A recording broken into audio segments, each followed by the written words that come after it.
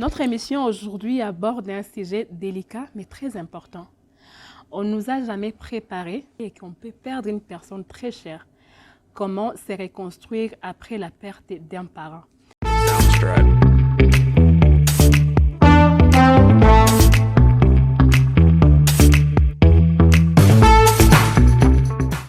Bonjour à tous et bienvenue à notre émission. Comme d'habitude, je ne suis pas seule sur les plateaux, toujours avec Aïfa. Et aujourd'hui, nous avons une nouvelle invitée. Elle va se présenter. Bonjour. Bonjour. Madame Olivia. Oui. J'ai déjà cité votre nom, présentation vite fait.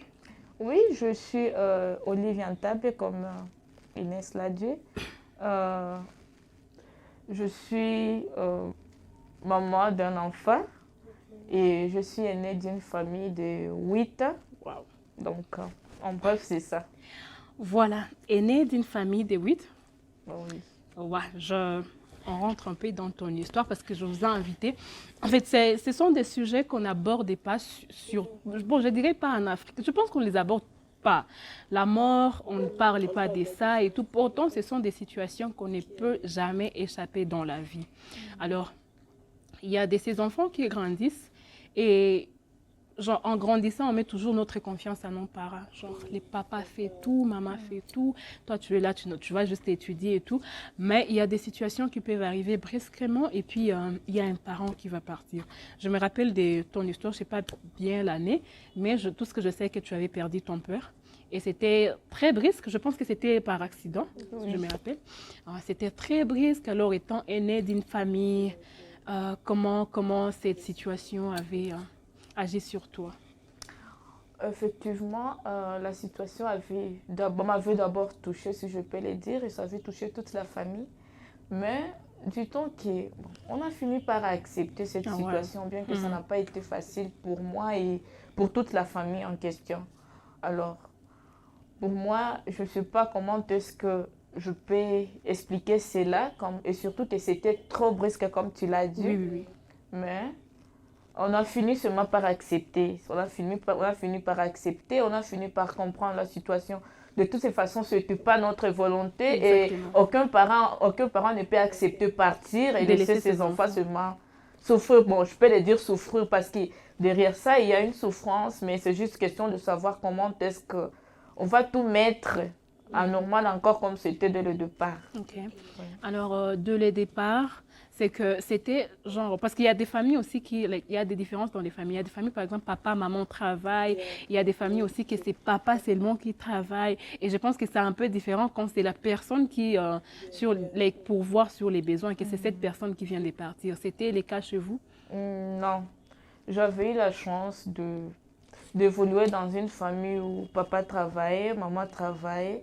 Donc, pour nous, ça n'a pas trop touché, surtout sur le plan économique, mais plutôt sur l'affection. L'affection, exactement. Oui. Et bon, on a toujours dit aussi que surtout des filles aînées sont des filles à papa. C'était ton cas aussi? Oui. Ah ouais. Et comment est-ce que tu avais géré la situation émotionnellement et jusqu'à te reconstruire? Bon, ça n'a pas été du tout facile, comme je l'ai dit dès le départ. Et surtout que mon père était mort pendant que j'étais directement en contact avec lui. Il venait du voyage.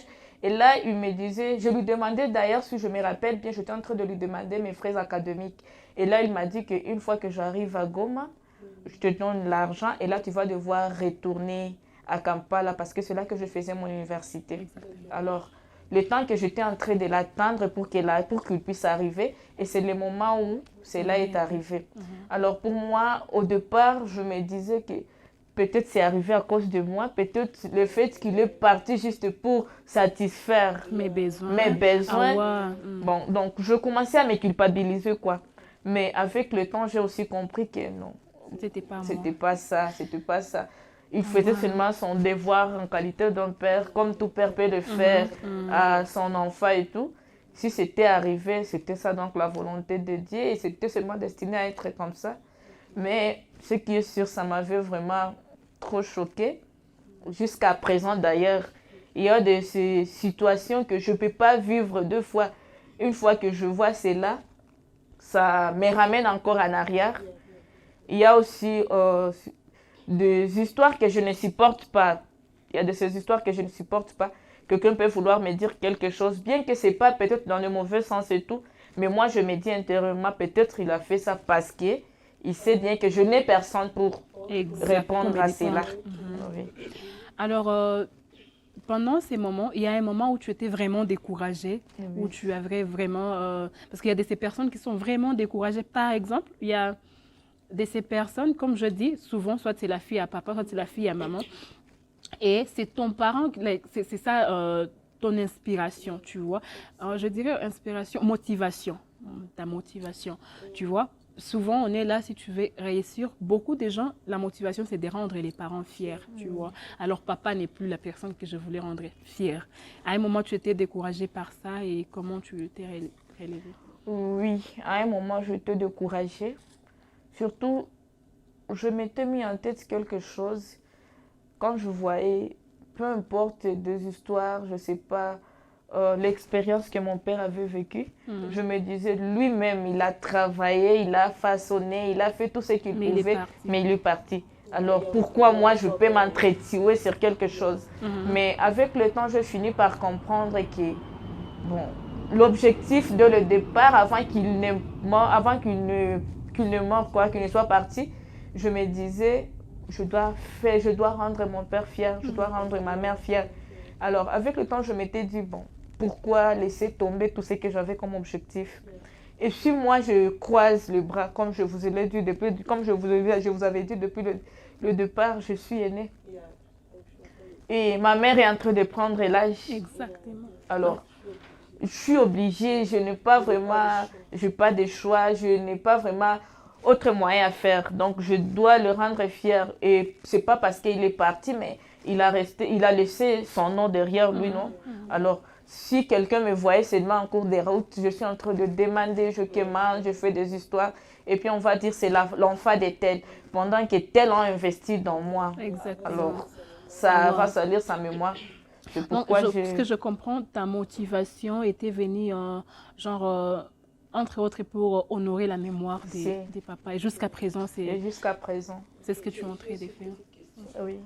Personnellement, je n'ai pas encore perdu quelqu'un de très proche. Mais non, parlant avec des amis et tout, ils disent donc des amis qui ont déjà perdu des proches, ils ont l'habitude de dire que la douleur ne part pas. Si. On finit seulement par s'y habituer. Oui. C'est vrai? Oui, c'est vrai. Okay. C'est qu'on vit avec la douleur. C'est une douleur à vie. On vit avec cette douleur, mais on apprend, comme elle l'a dit, à gérer la situation. Parce que, compte tenu de beaucoup de situations que nous vivions, donc tu vas comprendre avec le temps, si tu vis cette situation, si tu vis cette même vie, tu vas comprendre avec le temps que plusieurs choses ont changé. Exact. Wow. Alors, et quand c'est changé comme ça, tu ne peux pas vraiment rester la même personne. Il doit y avoir toujours quelque chose qui va changer. Ah ouais. Alors, une autre question, c'est la question qui me passe souvent par la tête, c'est, tu vois, nos parents, ils sont là et tout, mais nous sommes liés à leur famille deux fois parce qu'ils sont là. Alors, c'était comment votre relation avec la famille de votre père, la relation, je dirais, ta maman avec sa belle famille, a-t-elle continué? Très bien. Vous avez vu l'assistance? Est-ce que vous avez abandonné? Est-ce que tout ça? Bon, je peux dire que ça dépend. Ça dépend. Bon, la relation d'abord de ma mère avec sa belle famille, bon, c'est toujours pareil. Okay. C'est pareil pour elle. Alors, mais je peux dire que du côté maintenant de nous les enfants, c'est pas pareil. C'est pas toujours pareil. Si nous mettions à développer cela, ça peut être... C'est vraiment... Il y a trop de détails là-dedans. Mais ma mère se paraît pourquoi? Parce que, bon, elle d'abord en premier, elle s'aimait... Je suis de toute façon la fille de sa belle famille. Je suis donc... elle connaît qu'elle est leur fille et tout. Peu importe tout ce qu'ils vont faire, elle va peut-être accepter et tout. Mais vous, les enfants... Mais nous, les enfants, d'une part, ce n'est pas le cas. Et à un moment donné, tu t'es dit, donc ils font ça parce que papa n'est plus, ou soit... Tout à fait. Et il y a de ces choses que peut-être nous vivions que maman facilement elle peut comprendre, mais nous on va dire non, ça ne se passe pas comme ça. Le fait que maman elle est en train de garder sa belle famille, nous on va quand même aller à la logique. Nous, on ne vous doit rien. Oui. Tu vois. Alors, des familles africaines, est-ce qu'il y a eu des moments où la famille était venue réclamer peut-être les biens de leurs enfants Non, mais par contre le jour du deuil même, il y a des murmures qui ont commencé là-bas, je sais pas, des tantes et tout. Mais mon grand-père était en tout cas catégorique à ça. Il a dit, comme je connais mon fils, je connais Olivier, il a beaucoup travaillé, mais aussi sa femme aussi a beaucoup travaillé. Exactement. Alors ici, on ne peut pas demander quoi que ce soit, parce qu'on sait très bien que les deux personnes ont beaucoup travaillé et en plus, ils ont des enfants. Exactement. Comment est-ce qu'on va commencer à parler des biens pendant que les enfants sont là, enfants. ils ont grandi Et la maman est encore en vie. Ah ouais, ça c'est très bien. Alors, je ne sais pas, les conseils que tu donnerais peut-être à une personne qui a perdu récemment un parent, une personne qui ne sait pas comment se reconstruire, une personne qui est en train de passer dans des moments difficiles en fait. Alors, tout ce que moi je peux donner comme conseil à toute personne qui a besoin de ces conseils-ci, alors, quand vous perdez le parent, en tout cas, bien sûr, ça fait mal, j'ai l'expérience de ça. Ça fait d'ailleurs très mal, mais ça ne suffit pas seulement de croiser les bras et se dire non, je suis devenu orphelin ou orpheline et tout, et tu te limites par là. Plutôt, c'est nous des personnes qui vivons sans parents, nous des personnes qui perdons des parents brusquement comme ça, c'est nous qui devons se battre avec la vie. Nous devons faire l'exemple de tout, parce que la même façon qu'on peut juger une personne qui a ses deux parents, c'est trop différent de la façon dont on juge la personne qui n'a pas de parents. Exactement. C'est comme par exemple, moi j'ai perdu ma mère. Si du moins je m'aurais orienté négativement, même s'il y a une amie à moi qui s'oriente aussi négativement, plus négativement que moi, beaucoup de gens allaient beaucoup plus pointer le doigt sur moi que sur ma copine. Parce qu'ils vont dire, non, tu vois, son père est parti, sa mère n'a pas été à mesure de prendre soin d'elle. Et là, ce n'est pas seulement moi-même qui sera touchée, mais aussi ils vont toucher sur la personne de ma mère. Exactement. Alors, raison pour laquelle j'ai toujours conseillé à des personnes qui sont peut-être dans la même situation que moi, ou même ceux qui vivent ça d'ici là, mais ça n'a pas vraiment pris beaucoup de temps, ils sont encore sous choc. En tout cas, moi, je les conseillerais seulement de prendre courage et de savoir se remettre à leur place, ne pas essayer ne pas essayer de vivre une vie extra comme les autres, plutôt d'accepter leur vie telle qu'ils sont, accepter la réalité, mais aussi de se battre avec la vie.